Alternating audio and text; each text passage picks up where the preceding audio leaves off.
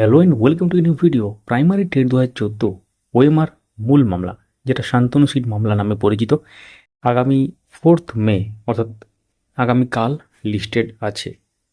স্ক্রিনে দেখতেই পাচ্ছেন next hearing date 4th May 2026, honourable justice Bibhas পট্টনায়কের বেঞ্চে, মহামান্য সিঙ্গেল বেঞ্চে। তো এই সংক্রান্ত ডিটেলস আমরা আগেও দিয়েছিলাম। তো এই মামলাটা কেন গুরুত্বপূর্ণ? কারণ এই টেট 2014 মামলাটা অনেক বছর ধরে চলে আসছে। সবাই এই মামলার নিষ্পত্তি চায়। কোনো মামলা পেন্ডিং থাকুক অনেক বছর ধরে, সেটা কেউই চায় না, সেটা চাকরি প্রার্থী হোক বা ইন সার্ভিস টিচাররাও। তো এই মামলাটা গুরুত্বপূর্ণ ব্যাপার, সব কিছু ঠিকঠাক থাকলে আগামীকাল গুরুত্বপূর্ণ ব্যাপার উঠে আসবে। এবং আগামীকাল আপনারা জানেন যে রাজ্যের যে নির্বাচন, তার নির্বাচনের ফলাফল আগামীকালই। তো এই মামলাটা অনেক বেঞ্চে শুনানি হয়েছে এর আগে, আপনারা দেখতে পাচ্ছেন স্ক্রিনে। তো দেখতে পাচ্ছেন এখানে কেস নাম্বার 2005 2022 সালে ফাইল করা মামলা। Next hearing date 4th May 2026।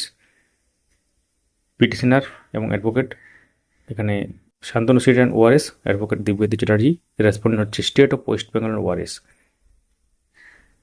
এবং এর আগে যেটা অর্ডার কপি বেরিয়েছিল সেই ডেটটা হচ্ছে 5/7/2024।